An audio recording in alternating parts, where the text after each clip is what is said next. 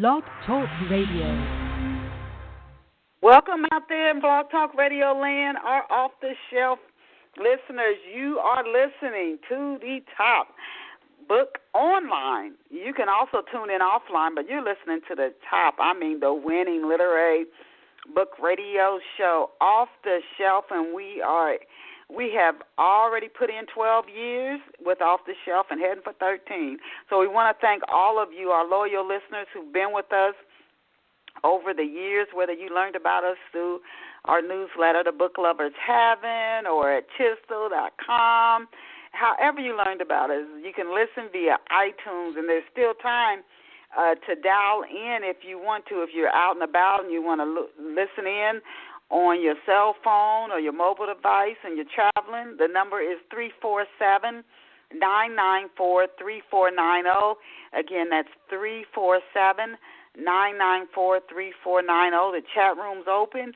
Or you can, again, iTunes, you can click on the link and come. There's so many ways to connect to Off the Shelf. And I hope you do connect now so you don't catch the show midway through. We have listeners who come in at the end or in the middle of the show. You can always go back and listen to it after in the archives, but it's great to catch it live the first time. So you can tell your friends again, call in 347-994-3490 or click the link to Off the Shelf right here at Blog Talk Radio. Can you guys believe this is the end of June? I have to tell you, I feel like this month went so fast that I don't even feel like I really experienced it. It was like a blur. Next weekend, you guys, is July the 4th weekend, where you have a lot of different festivals and concerts and fun things to go to, and I hope you get out and enjoy yourself, whether you're with family or friends. I want to drop this thought into your spirit, your mind today, and we started doing this here at Off the Shelf a couple of shows ago, and the thought for today is our greatest weakness lies in giving up. The most certain way to succeed is always to try one more time. And that's from Thomas Edison, and goodness knows how much money and time and frustration and whatever. Who knows? He had a team of people helping him. He didn't do it by himself, but he did so many failures before he finally got it right. So he would know that our greatest weakness lies in giving up. The most certain way to succeed is always to try one more time. And so our off-the-shelf listeners, I want to next ask you, how good of a mystery sleuth are you? And do you value relationships? How important are relationships to you? Not just a romantic relationship between a couple, but the relationships that really program us and start us on our road out here in this world, and that's a relationship with our parents. If you value those and if they're important to you, and if you would even like to be entertained while possibly you're also being enlightened, I encourage you to pick up a copy of Love Pour Over Me. There's Raymond and Brenda's story.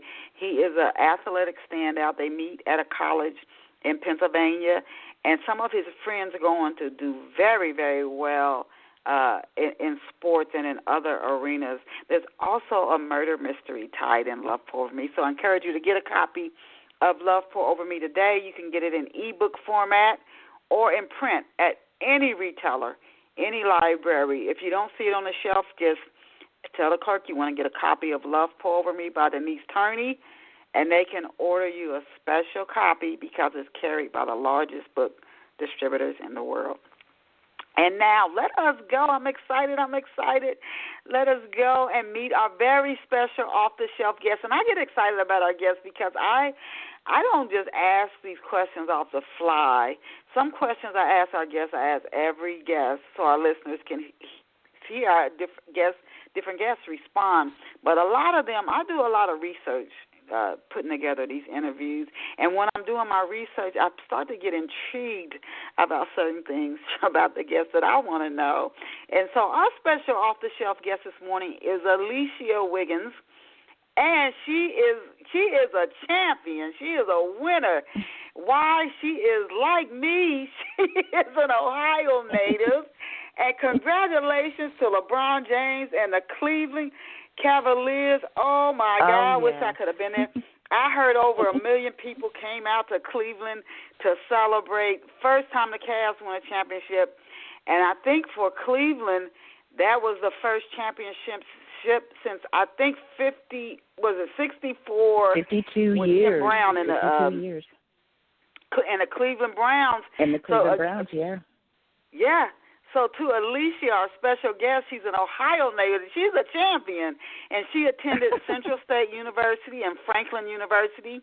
She's also the author of 5 novels, including A Place Like Home, Someone to Love, Promises to Keep, and Unconditional Love. And her latest is titled Real Love, and we're going to talk about all of her books today, but spotlighting Real Love here on Off the Shelf. And you can check Alicia Wiggins out online at www.aliciawiggins.com, and that's spelled ALICIAWIGGINS.com. ALICIAWIGGINS.com. Alicia Wiggins, welcome to Off the Shelf, Alicia. Thank you. Thanks for having me. It's a blessing, and I was telling Alicia before we started to our listeners, she was just flexible and gracious. I had to reschedule her, had a conflict, and she was so gracious. So I want our listeners to know that and thank her here publicly on the air. It's just such a pleasure to have you here with us, Alicia. It's such a pleasure to be here. Thank you so much. Before we get into today's show, this is one of the questions that we ask every guest who's been on our show. And we've had some, oh my God, we've had some guests who have gone on to be on CNN. One's on TV One regularly. I can't even go through the names. Some of them have their own TV shows. We're just honored to see them go on and do so well. But before we go into to the questions, could you tell Off the Shelf listeners where you grew up in Ohio and what life was like for you growing up? Oh, that's easy. I grew up right outside of Columbus in a small village called Urban Crest, and it is a little southwest of Columbus. And it's one of those communities where everybody knew everybody at the time. And it was great growing up that way because, all of my friends were close.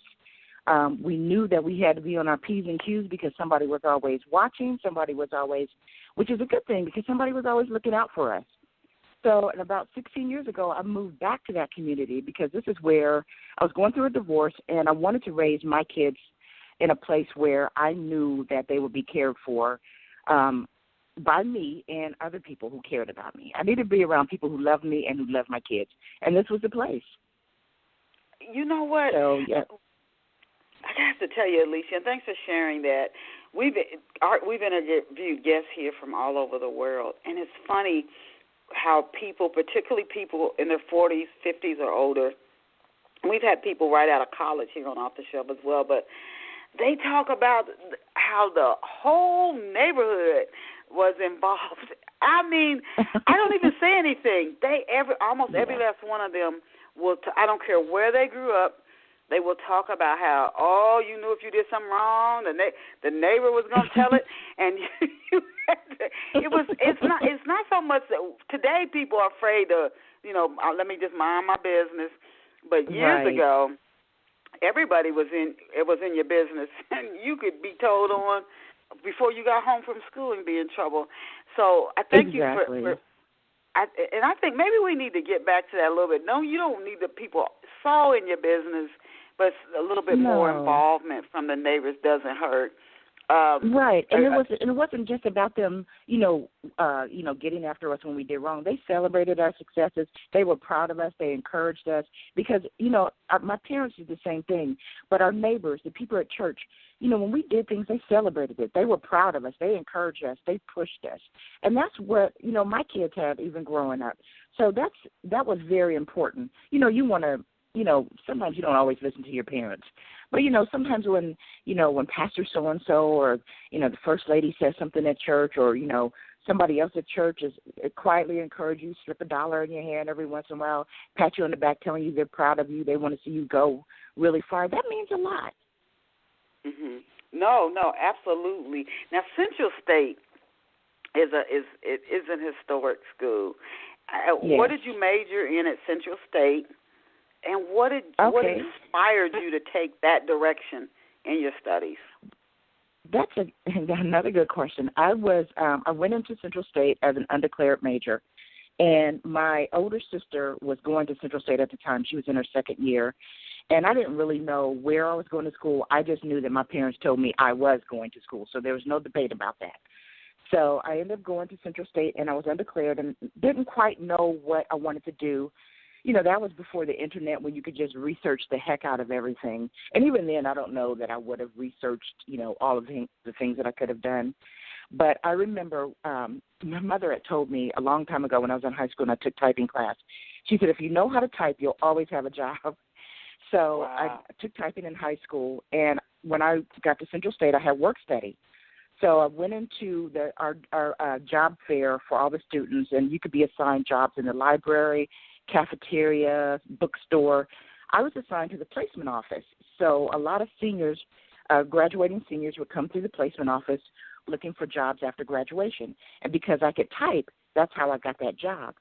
And one of the students who also worked in the placement office came in one day, and she saw my algebra book.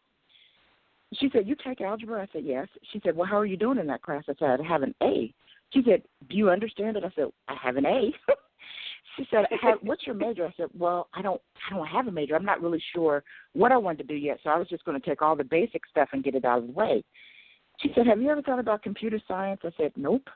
She said, well, you have to take a lot of math in computer science. And I thought, well, algebra is not so bad. Calculus is not so bad. So she said, just take a couple of classes and see what you think. So I did, and that was my major, computer science. So that's how I got into it. That's a suggestion of somebody who saw my math book and thought I would do well at that. It's funny how life just connects. Oh my God! And right. how often are we told, don't try to figure it out?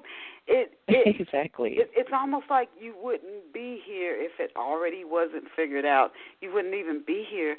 So that's proof that it's already figured out. But then we always want to know what's going to happen next. I have true. to ask you, Alicia, is there? Oh, and you talked about your town, and I have to write down the name of it because I've never heard of the town where you said you grew up. But there's so many little small towns.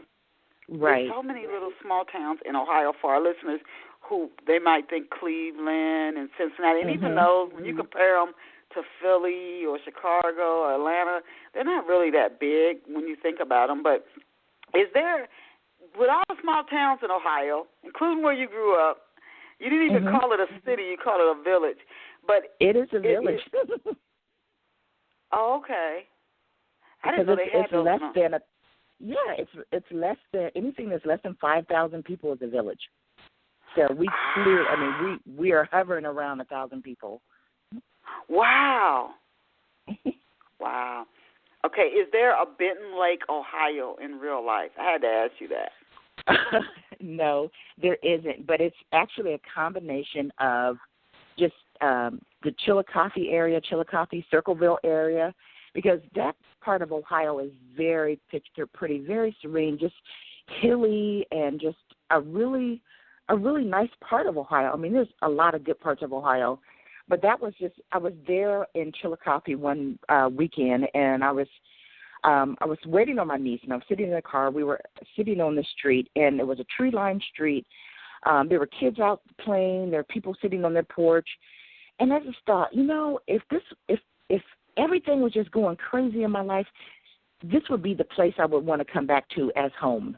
If this were home for me, this is where I want to come back to get my life together. And that's really kind of what I created Benton Lake around, was that Chillicothe, Circleville area.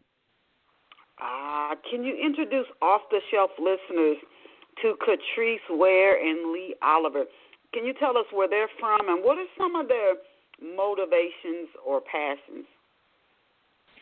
Well, Catrice and Lee were characters that just had a lot of kind of some emotional things going on in their lives, where Lee was a widower. He was not a recent widower, but, anybody that's lost somebody close to them knows that's not something that you get over. You know, you don't just pick up and move on after a certain period of time. It just takes a while.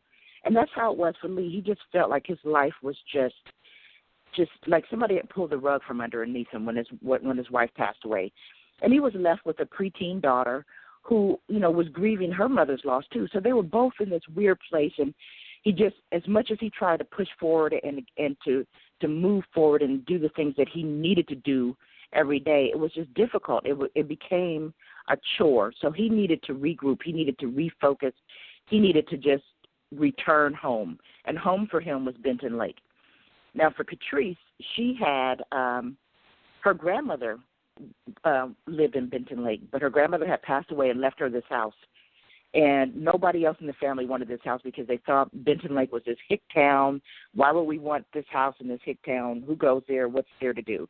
But for Catrice, there were some things that were just going on in her life. She had worked at trying to please everybody for so long that left very little for herself. So, and that wears you out. You know, you cannot constantly try to please other people because it takes so much away from who you are and what you have to give back to yourself. So she needed to kind of get herself together. So she decided to move to Benton Lake. She had always wanted to own her own. She had this vision for, you know, a bookstore, a little coffee shop type of place where people can just come and escape in books. She loved to read. And with it being a small town, you know, she would run into Lee, and, you know, they kind of were not necessarily looking for a relationship, but they were two souls that had just kind of a common, that had, you know, something inside them that just needed to be healed or needed to be, you know, basically, needed some healing. So, you know, they just ended up getting together. For Catrice, it was kind of through Lee's daughter because she would come to the bookstore and because she was an avid reader. So that's kind of how the three of them connected. So it really wasn't even about boy meets girl. It was about, you know, boy meets girl, girl meets boy, and then a daughter in the mix, and how are we going to make all this work together, and if we do want to make it work. Now, are there that's ages? Pretty much their story. And, you know, the way you described it, I love when authors do that. You know your characters and your book, where you don't need a whole lot of advance notice to describe it. And you really, really know your characters, and they sound very intriguing the way you describe them. Are they close in age? For some reason in my mind I'm seeing Lee is a lot older than Catrice. Are they close in age, and does Catrice have any children? No, she doesn't have any children. She has not, you know, she's never really had, she's had a few serious relationships, but nothing serious enough where she decided to get married or anything. As far as their age, they're close in age, and I used to write my characters younger, like in their early 30s, late 20s, early 30s. But as I've gotten older, my characters have to get older because I can't necessarily write 20-year-old characters anymore. You know, things are different. The dress is different. The attitude is different. The goals are different. Even simple things. The music is different. You know, values are a little different. So Catrice and Lee are around the same age, mid to late. She's mid-30s. He's late 30s. You know, that's interesting. That might be a question I'm going to start asking authors on Off the Shelf, how old their characters are, if they're close to the author's age. That's very interesting what you just said. Now, does Lee drown himself in work? How long when they meet has it been since his wife passed? I know you said it wasn't recent, but how long has it been? And does he drown himself in work after his wife passed? That was part of the problem, where he was drowning himself in work. He's an attorney, and he was just, you know, that was his outlet. And his wife had passed away, I want to say maybe 2 years prior. So, you know, it's been a little while, you know, from the outside looking in, it's like, well, you know, 2 years, he should be able to move on. But again, anybody that's lost someone close to them, you know, it's not always easy. There's no magic number to say, okay, 2 years, I'm good now, or, you know, it's been 18 months or whatever it is. There's no magic time. But, you know, he did drown himself in work, and that was kind of what he used as a balm to heal his wounds. But in turn, it was hurting his daughter because she needed him then, but he didn't see that. So, you know, she was acting out. She was not so much, you know, doing anything really horrible, but, you know, she was just preteen. Imagine a preteen on a regular basis. So, yeah, she missed her mom. You know, she missed her mother. Was Catrice, is her family still in Benton Lake? I know her other relatives didn't want the house. The grandmother passed away. But is there any family remaining there? I'm thinking for our listeners who might influence her and Lee's relationship. So it's just Catrice. Yep, it's just Catrice. She has an older sister who's married and has children. She has her parents. They all live in Chicago. So she moved away from that. That's why, you know, they're looking at this little hick town. Why would we even want to go there? But her mother is has always been very influential in her life, but almost to the point where she's pushy. You know, she had very specific goals for her daughter, and she, you know, Catrice did her best to live up to her mother's expectations, but after a while, that simply drained her. That left very little for her to achieve on her own or to even dream. And, you know, she looks at her sister who's got this successful marriage and 2, you know, children, and her life is great. And her mother, you know, wants the same for Catrice. But, you know, that wasn't Catrice's goal at the time. You know, as parents, it's so tough. I was watching a show last night. We're well-intentioned. We want the best for our kids. We don't want them to feel the pains we felt, the struggles, exactly. trials that we went through. But sometimes in our quest to keep them safe, we can actually, like what you said Catrice's mother's doing, she wants her married with kids because she probably thinks that's a safe route. And then we we end up getting in the way, but we're well-intentioned. we want to keep them safe. Can you tell us, you told us about the mother. I'm curious to know a little bit more about Catrice's mom, but can you introduce off-the-shelf listeners to some of the other major and minor characters in Someone to Love? Well, she has, you mean a place like home. So she's got, you know, her dad, but, you know, they're very kind of minor characters. They come in when they need to. And she's got people that work for her at this bookstore, and they're kind of a cast of characters. And they're, you know, one girl is just very goth-looking, you know, tattoos, dark hair, you know, piercings everywhere. But this, you know, Catrice doesn't. She looks at this person as a lover of books. And this is a hardworking person. She's happy to have her there. She doesn't care what other people think that she looks like. So she surrounds herself with people who have a common goal, and that's really to help bring Catrice's vision of her business to life. You know, she's so that's really her goal. Now, the other characters in the book are now Lee has two brothers, and his dad. His mother passed away, but he has his dad. So his dad is a very strong influence in his life. He knows that his son is hurting, and he's trying to help him through this grieving process and to get his life back on track, and also be a father to his daughter, because he recognizes that, you know, that's a piece that's suffering right now. So, you know, his dad is a big influence, and his brother Marshall. You know, Marshall is like kind of this playboy, this love him or leave him, but he recognizes a good thing when he sees it, and he meets Catrice, and he sees that, you know, she's good for his brother, because his brother's a little different around her, and he sees his brother kind of reacting differently to her, and even how his niece reacts to her. So, and actually Marshall he's the main character in Real Love. And that's his story. So and his story. I definitely want our off-the-shelf listeners to introduce them to some of your other novels, but I almost always run out of time before I get through all the questions, and I definitely want to talk about Real Love. So you kind of segued into it. Can you tell us, introduce us, or give a synopsis on Real Love? Sure. So that story is Marshall and Trene's story. So Marshall is this, you know, he sees he's still very close to his brother Lee.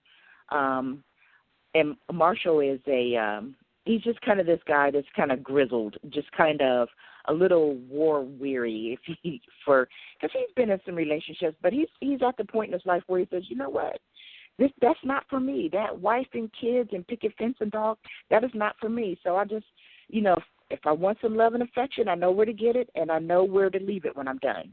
And that's his attitude. I mean, he's not disrespectful. He just knows to choose the kind of women that are not looking for a commitment, that, the physical is enough for him.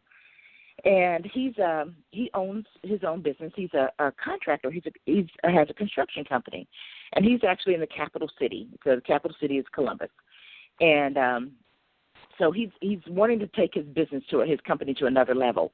So he's had some small bids with the city for some projects, and he's putting in a bid for this new project that's coming up. And so he kind of gets into a relationship with a council person, a city council person who, for all intents and purposes, is it's kind of a you scratch my back, I'll scratch yours type of relationship. Marshall's a little weary of it, but he's like, well, this guy's going to help me get this contract. So what happens is his contract bid is rejected. So he thinks that he's done everything right to get this lucrative contract, and he doesn't. So he's pretty upset about this. So he goes to file an appeal, comes to find out that the council member that he needs to get in touch with is, something's happened. He's kind of he's out of the picture right now. So he has to talk to someone else. The someone else happens to be Turney. Her office is a new office that the mayor has created, and it's the Office of Green Building. So for Marshall, he's like, the what? He's thinking, recycling and green building practices, this is ridiculous. I can't believe my bid has been rejected because of this. So, Turney very politely lets him know, we've got certain standards. The city has adopted certain standards. Your company is no exception. You have to abide by these. So, he's thinking that, okay, being angry doesn't work. Let me try to schmooze her. And that doesn't work. So he can't figure out how to get to Turney to be able to advance his business, to get this bid approved. So he realizes this is not the typical type of woman he's used to dealing with, and he's a little baffled. He's kind of met his match here. So he's like, what? He doesn't know what to do. Now for Catrice, I keep saying Catrice. For Turney, she's used to this. She's in a very male-dominated field, and, she's worked really hard to get where she is. And so she's not going to be bullied into relaxing their policies, because if she has to do it for one company, she'll have to do it for another. But she has a reputation to be, to protect. So, but she does find something she finds something interesting about Marshall. She's not happy about that either, because she's like, this guy is so abrasive and so this and so that. And, she's the exact opposite. Everything's very precise. Everything's very organized. Everything's very planned out. And that's how her life is. But something happens to turn her life upside down. She's actually a victim of stalking. And but this stalking has been going on for a while. She didn't know. She feels very safe, as most of us do. You go to work, you go to probably shop at the same places, you socialize. So she doesn't know she's been stalked. She doesn't know until she starts seeing. There's little things that she didn't really pay attention to at first. Once she starts paying attention to them, she realizes that something's going on, and she doesn't know who, and she doesn't know what the motive is, and it just so, and because she's starting having this working relationship with Marshall, and Turney has her, she's an only child. She has no family in that area. She has a few friends, but she doesn't have anybody really close. So she needs actually at this point, where it's become a situation where it's dangerous. So she needs to be able to find somewhere that's safe. Here comes Marshall. Happens to have a little cabin away in Benton Lake. and there's no one. So nobody's there to make that connection. Yeah, there we go. Benton Lake is back. There we go. Oh my goodness! So that's where how old is Marshall and how old is Turney? And I have to ask you, Turney didn't know she was being stalked. Like you said, like a lot of us, she thinks nothing's going on, everything's same routine, everything's cool. Right. How long was she stalked before she? I know you said she started picking up on things, but had she been stalked? Right. Some people might be being followed. Particularly when you think the internet, it could go on for over a year and you don't even know it. And you don't even know it exactly. She didn't. No. She, like I said, she noticed little things. Like the one turning point for her was something that she noticed one day when she came home from work. And I don't want to give it away. I want readers to read it, and I want them to be kind of freaked out.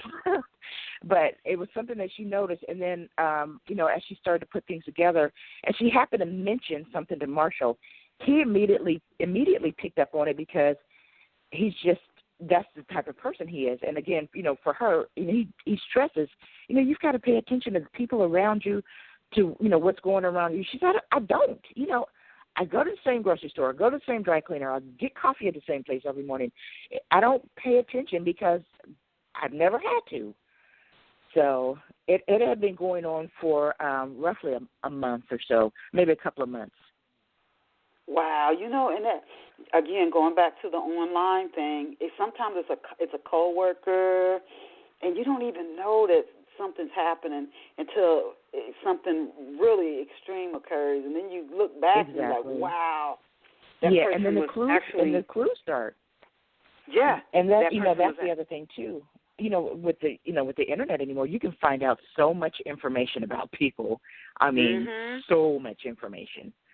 Wow.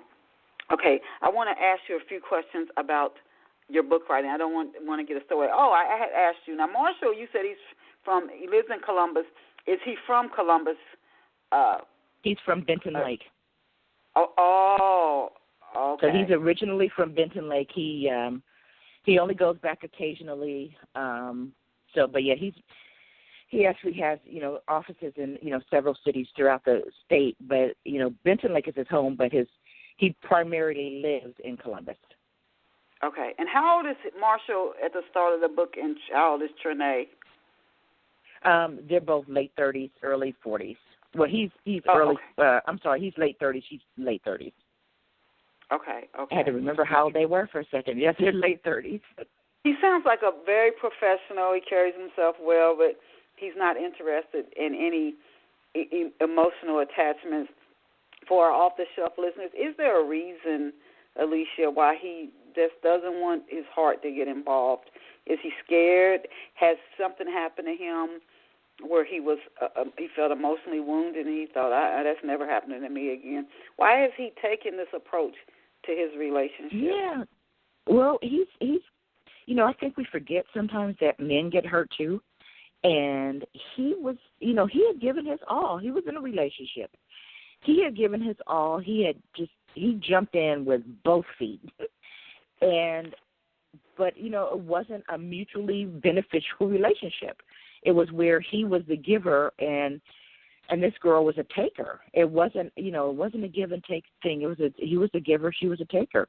Emotionally, financially, everything. This woman she saw him for what she could get from him.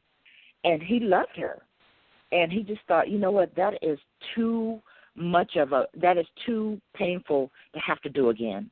It's just too much. And he doesn't even trust himself to be able to give that much of himself to anybody else anymore, because he feels like, I thought I knew this person, and I gave her this all, and look what happened. So there's does he trust himself to do that again? No, he's been burned in more than one way. So, he kind of blames himself too.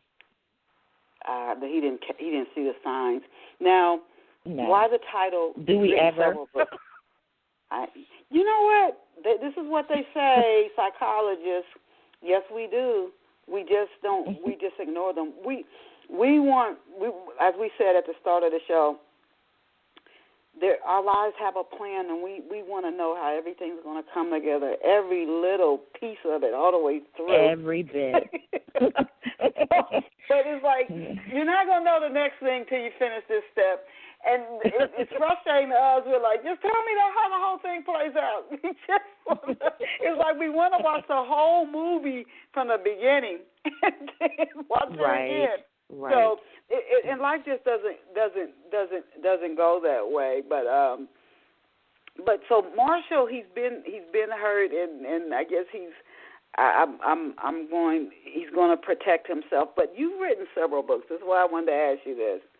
You've written several books, and Catrice and Lee, they sound interesting, and we want to talk about more of your books if we have time, for sure. But I had to ask you, all these different titles, all your different books, why did you title this one Real Love?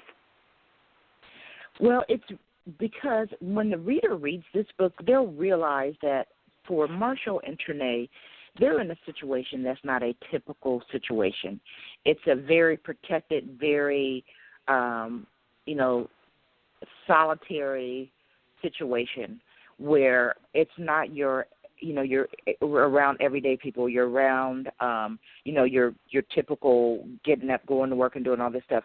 So for them, when they're in Benton Lake, when Catrice is when they're trying to figure out, who is this that's trying to cause her harm, it's kind of a situation where it's not your typical situation. It's like being on vacation. It's like falling in love on vacation.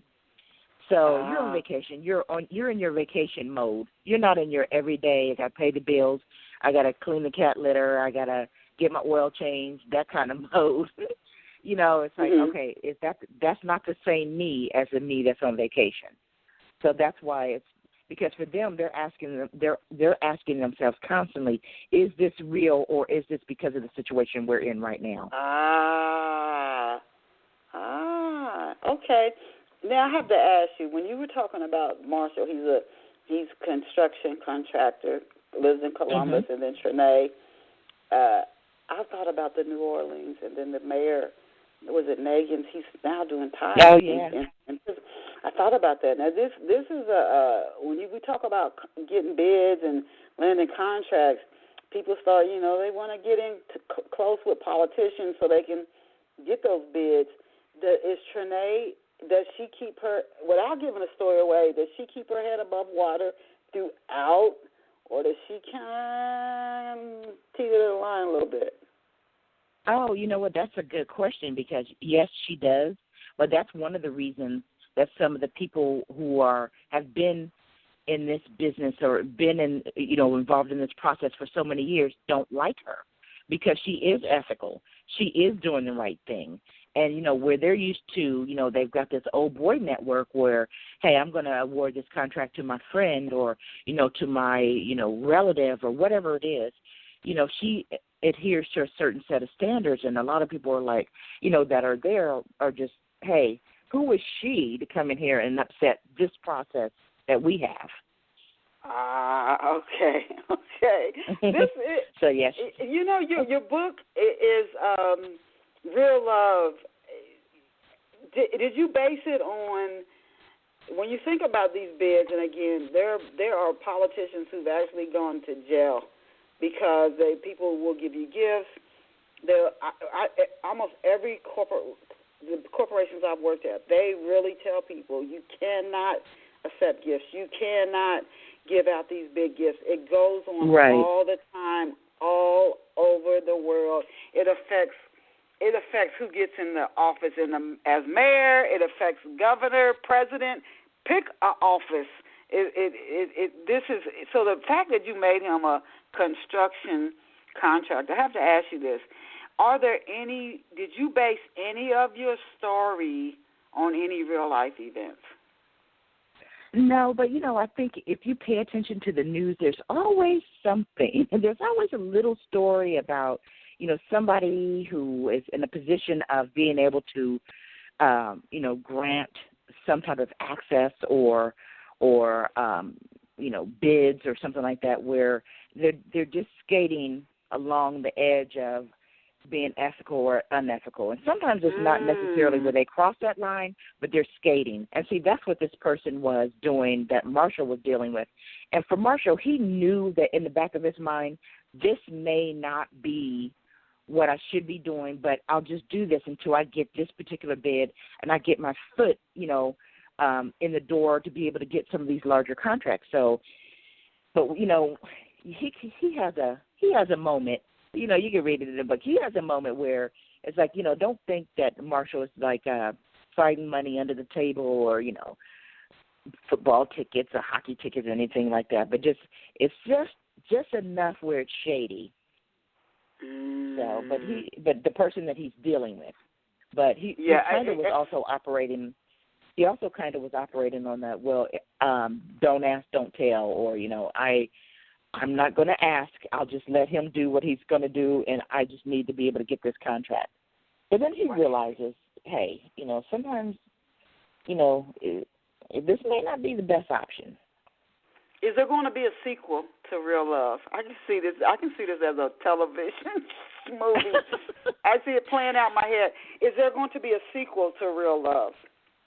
I don't. You know what? When I wrapped up the story, I always try to wrap up my stories at the end of the book where the readers they're satisfied. Like, oh man, I wonder what happens to. Nope. I try to tie up all of my loose ends.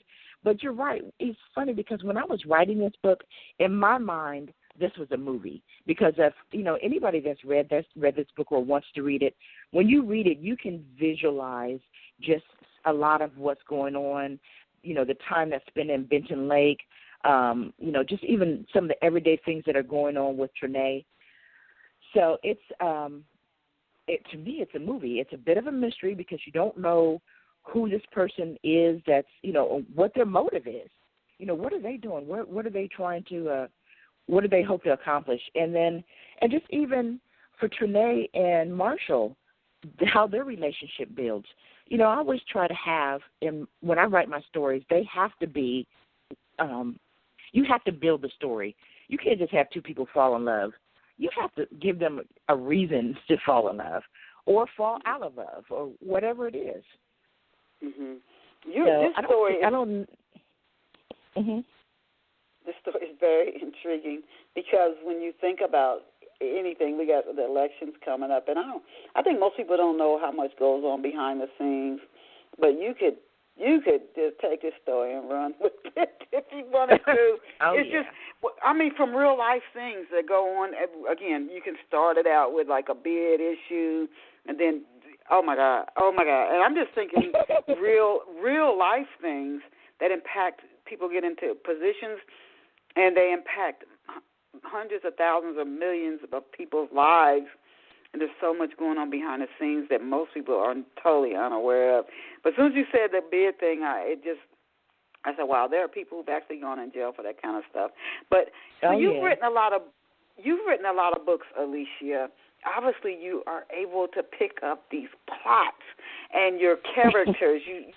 I can hear when you answer the questions that your characters you've thought them through. Now, are you a writer who can knock out a novel in like 1 to 2 months? Some writers have come off the shelf, and they put out 3-4 novels a year. Are you one of those writers? And what is the writing process like for you? What is that process like? Well, you know what? I am not one of those writers that can knock out a novel in 2 to 3 months. I wish I could, but I don't. It usually takes me about a year. And that process starts for me. Sometimes it's a story that I have in my mind. I'll know a story, and that was with Catrice and Lee, the widower and and where Catrice came to Benton Lake. So I had in my mind 2 troubled souls needing to heal, needing to come home.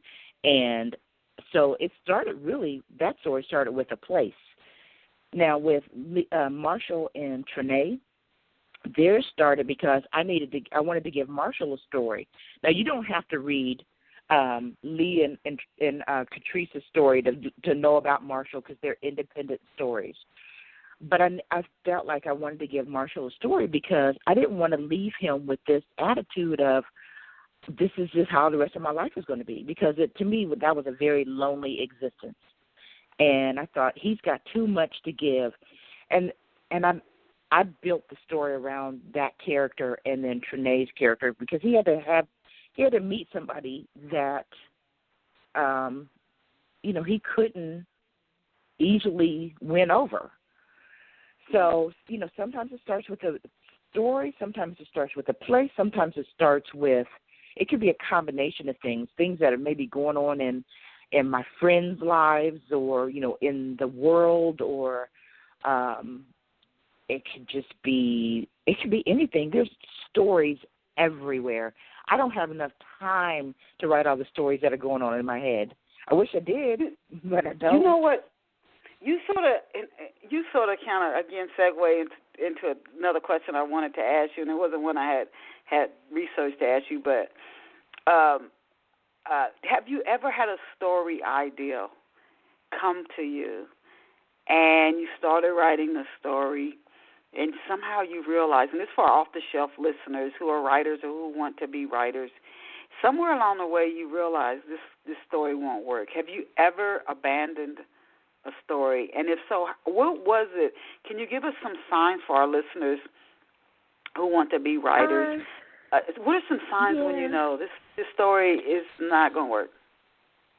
I think when you're just really lamenting over it, when you're really just struggling, you're going to have points where you hit a wall. And for me, when I hit a wall, I can start to edit because that gives me, because I have to do that anyway. So if I get to a point in the book, I'm like, I just can't make this part work, then I'll just go back and edit. And then sometimes when I'm editing and rereading, something opens up and then I'm able to go forward. But if I'm doing that and I still cannot go forward, or if I come up with a situation in a book, I'm like, okay, this is going to be the conflict. But then if that conflict is so namby-pamby and I'm like, nobody is going to believe that, or that situation could have been resolved by a face-to-face conversation and it'll have been all good, then that's not a good story for me. So I have to say, nope, that's not going to work. So, yeah, I've had stories where I've started and they just didn't go anywhere and they just seem to ramble. And when that happens, even after editing, because when you're first writing, you're going to it's just like, everything just flows out or not. But you go back and you read it and you're like, this is just not, because I'm still a reader. Right. Even though I'm reading my stuff, I'm still a reader. And if I'm not pulled in by it, then nobody else is going to be either. I think that's a good sign, for our off-the-shelf listeners. If the story doesn't hook you in emotionally as a writer, or if a part of the story doesn't, because I've often heard top writers, and these are people who consistently sell hundreds of thousands or more copies of each of their books. They'll say, a part of being a good writer is you have to know what to cut out. So when you're writing, you put it all in, then you go back and edit. It's sometimes hard as a writer to take some things hard. out.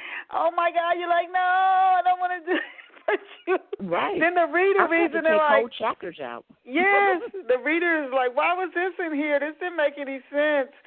So you have to, but if the story, I agree with you. It has to hook you emotionally as a writer, because you're also a reader, like you said. And if it doesn't, you might need to step away from the story. There's so many questions I want to ask you, but we only have 12 minutes left. I absolutely love your blog, and your blog is so personable. The pictures of you and with your grandchild, I said, oh my gosh, her blog is just so personable. I love your blog. This again for our listeners, and they may not be novelists. They might have another small business product that they either already have gotten off the ground or that they want to get off the ground and promote more. But a blog is a great way to do that. So when did you start blogging, and how has blogging helped to introduce new readers to your books? Well, it was one of those things that I knew early on that if I needed it, I had to have a website to have a presence, because I cannot be everywhere, and I cannot think of every way to get people to know who Alicia Wiggins is. So I started what I call monthly musings.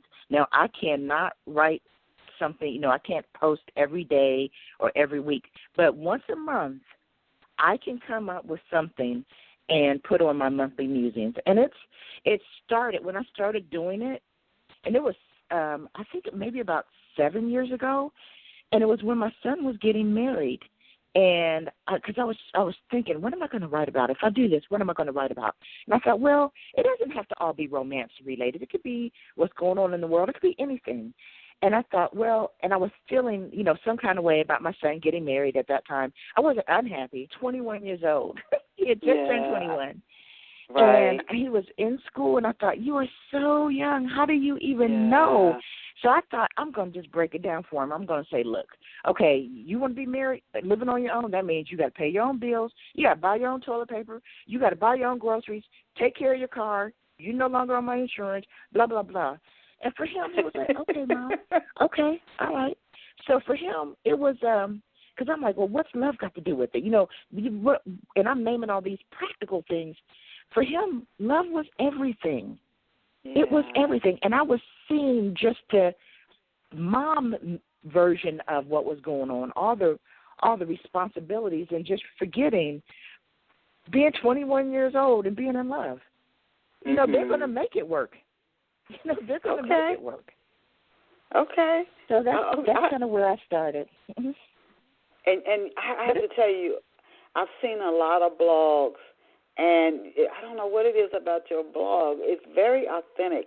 And I encourage our off-the-shelf listeners, again, to go over to Alicia's website, AliciaWiggins.com, AliciaWiggins.com. And go over and check out her blog, and then see if you don't come away with a same, or maybe you do a different one feeling than I did. What have readers been saying, Alicia, about your latest book, Real Love? What have you been hearing from readers about Real Love? Well, some people have said that what they like is they feel as if the characters are real. They feel as if Turney and Marshall are real. I had a friend of mine told me that, she had to stop reading because she had to go to work, and she was at work thinking, I wonder what Turney's doing right now. So, and that's why when I create my characters, I want them to seem real. I want you to care about them. I want you to either hate them or love them or cheer for them or whatever it is. I want you to have some serious emotional attachment to these characters. I want you to, to want to know how they end up. So that's what I'm hearing. And, a few people have said, you should make this into a movie. Well, I would very much like to do that. But that's a big goal. Now, you went to school at Central State. You came back, and you moved back to the village where you came from. Tell us, because I don't know if you said this earlier, but this question popped into my head. When did you start? Did you start writing novels after you moved back home? How long have you been writing novels? You've probably written and published several. Yeah, I've been writing since about 1996, 97.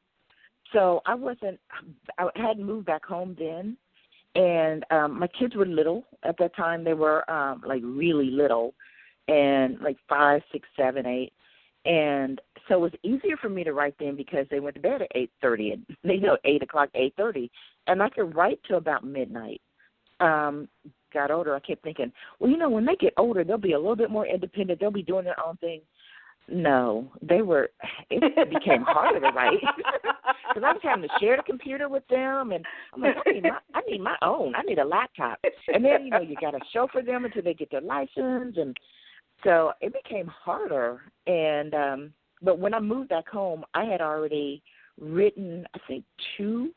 I was just publishing my 3rd novel when I moved back home, and which is kind of weird because I was going through a divorce at that time. So it was a little different writing when you're because the whole love thing is a little skewed when you're going through a divorce. But you know what? Books have always been my escape, my my getaway, my my alternate reality. So writing is the same thing. So I can, that was my escape. Just because my life wasn't going that great at that time doesn't mean I couldn't write about a life that was going well. Now, for our listeners, Alicia, who would love to write a novel, they'd love to be in your shoes. You've written and published 5. They would love to just publish one. We know you majored in computer science. Did you take any structured?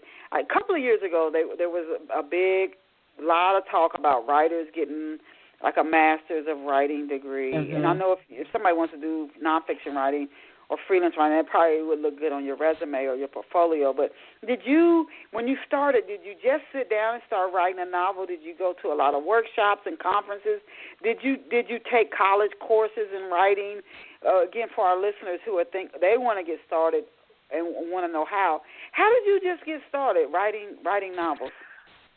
I just started because I had always, the thing for me, even though I was a computer science major and, took a lot of math and a lot of programming, I have always loved writing. So when I had to write a term paper or when I had to write a research paper, I never minded that at all because I liked doing that. I liked, putting those concepts together. I liked, making sense of whatever it was I was writing about.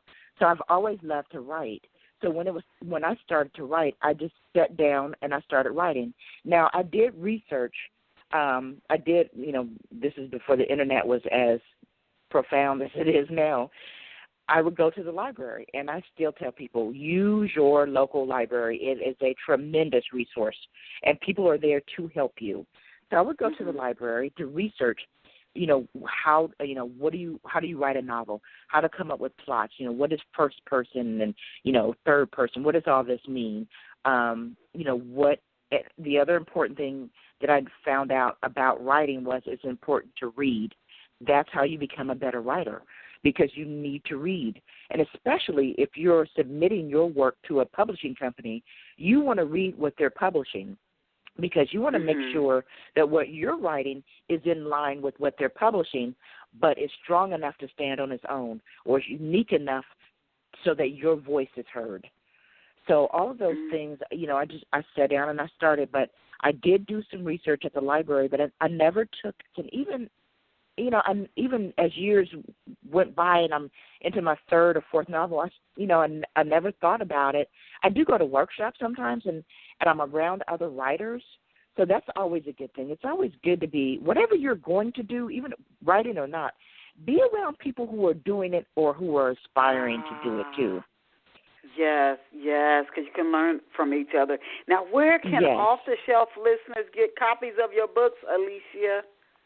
Well, go to Amazon. You can get the ebook there. You can order the paperback copy. You can go to Barnes & Noble. Any bookstore, just go in. If they don't have it, ask them to order it. And then, try to have like a little attitude like, what, you don't have it? Why not? So, there you go. There you go. There you go. If you don't want to spend the money, go to the library. Ask the library to get it for you. Because that way, not only are you getting a chance to read it, when you return that book, other people are going to get a chance to read it. So that's exposure. That's people who may have never read my book. Okay. And do you have any upcoming speaking engagements? If so, can you let us know? And then also, as we wind down to our last few minutes, can you let us know where you are on social networks? Yes. Okay, so I'm going to be in Akron, Ohio, at the Ohio Readers and Writers Expo on July 23rd. Go on my website. It's there, or just Google Ohio Expo, Ohio Readers and Writers Expo. So July 23rd. And you can, like you said, go to my website, ALICIA Wiggins, WIGGINS.com. And I'm on Facebook at, I think it's Alicia Wiggins Author. So, go on Facebook. I post on Facebook Monday, Wednesdays, and Fridays. I always have a Monday's Love Quote. Wednesday, I always post a real love story about real situations where love perseveres. And on Friday, just a happy Friday, a little something to carry you in the weekend to make you laugh, make you smile, make you think. So, and I don't really tweet because I'm not good at tweeting. So I do have a Twitter account, but don't go there because I hardly ever post anything there.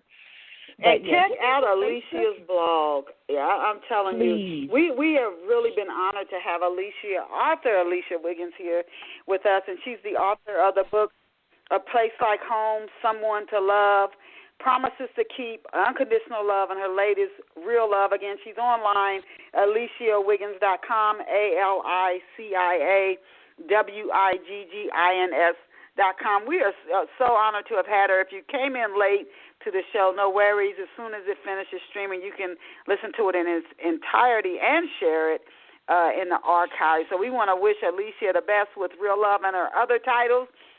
And as I always tell you, our listeners, you are just amazing. You're phenomenal. You're incredible. And one day you're going to really, really get that.